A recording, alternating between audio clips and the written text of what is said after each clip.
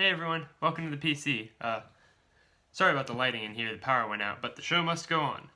So a couple years back when I was starting college classes, one of the required readings was The 7 Habits of Highly Effective People. Now, many of you might have read it, and if you hadn't, I would recommend it. It's a really good book. However, from the lens of a Pokemon trainer, some of these rules start to fall apart or fail to apply. Begin with the end in mind? No, throughout the entire game you have to be adapting to new Pokemon, new types, new levels, new moves, etc. Yes, I understand that the final goal is the Elite Four, but you have to be adaptable. Seek first to understand, then to be understood? Well, Red from the first generation did great with the first part of that one, but completely flopped on the second one. He doesn't say a word in the entire game. So today I give my list for the 7 habits of highly effective Pokemon trainers, navigating first through the overworld, then through battling, and then encasing all of our rules in number 7, the most important of them all. So let's get started.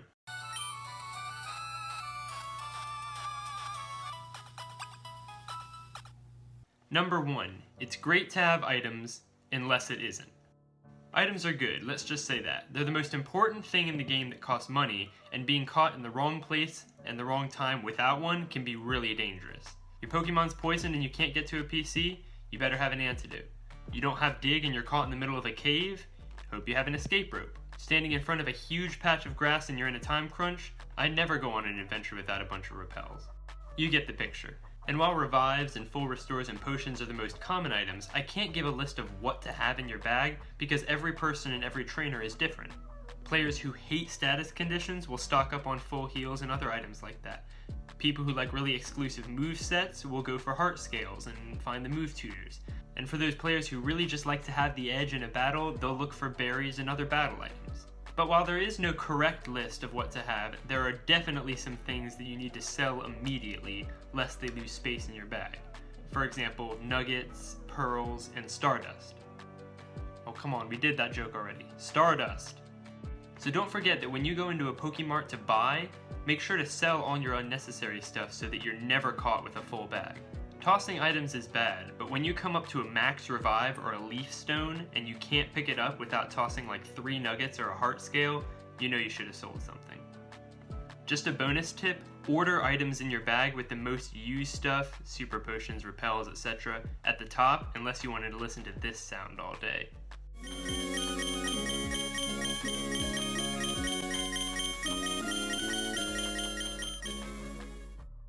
Number 2. Judge books by their covers. Now I know this goes against the more common phrase, don't judge a book by its cover, but in the overworld and Pokemon, this can actually be a really useful tip. Anyone who plays with the battle style as set knows how extremely helpful it can be to have a free switch, or to have your party in the right order when you enter into a battle. So use the fact that most NPCs that use the same type of Pokemon look alike to your advantage. For example, when you see this sprite, it might be a good idea to take your Slugma or Starly out of the first slot and get a water or grass type ready. Just for a quick rundown of the different types that are easy to recognize. Guitarists have electric types, hikers have rock or fighting types, golfers have flying types, hex maniacs have dark or ghost types, and bug catchers, well, you can figure that one out for yourself. Obviously there are a ton of trainer classes that I didn't get to, and I'd be here all day if I went through every single one of them, but just know that most NPCs you can judge by their cover, and switching up your party before locking eyes can be a huge advantage. Number 3. The world doesn't evolve around you. Okay, that was just a clever pun. What I mean by this is don't immediately jump into evolving a Pokemon until you know the full ramifications of that. Now this is the one I'm probably the worst at following. I love it when my Pokemon evolve, the stat boost, the new sprite, and sometimes they get a secondary typing that makes them even more powerful. But when I'm looking at what level a Pokemon will learn a move or whether they can learn a certain TM or HM, I find that the Pokemon will learn the move much sooner if they're a basic or a stage 1 than a stage 2, and sometimes when they evolve they completely lose the ability to learn a move. So I'm all for evolution and I definitely think you should evolve your parties, but just make sure you know what you're doing before you miss something important. Number 4. Never trust luck. Now this one's pretty self-explanatory. You can't count on a coin flip to win a battle. You may know you have a certain % chance of getting a critical hit or getting to attack if you're confused or paralyzed, but for me, for some reason, I find that I get really bad luck. And if something can go wrong, it's going to. Don't count on 5 Fury Swipes, don't count on the 10% chance of poison, and never put the entire battle in the hands of a crit. Because getting a crit is like getting a present on National Middle Child Day, which, by the way, is August 12th, in case you didn't know. I don't expect it, but it's nice when it happens. It's really nice. Really. Number 5. Stab is great, but super effective is better. So most trainers know what stab is, but it's actually not really well advertised. For any of you who don't know what it is, and I'm not judging, I played the games for a long time without knowing what it was. Stab is the acronym for Same Type Attack Bonus, which means that the attack will get a 1.5 times boost if it's the same type as the Pokemon that used it. The 1.5 is put here in the equation for damage dealt by a move. So stab can definitely be useful. However, landing a super effective attack gets you a 2 times bonus, and it's far more devastating for the opponent. You simply can't get through any of the games if you don't know what's super effective on what. So in short, stab is great, use it when you can, but if you have to choose between stab and super effective, definitely go with the super effective move. If you can get both, definitely do that.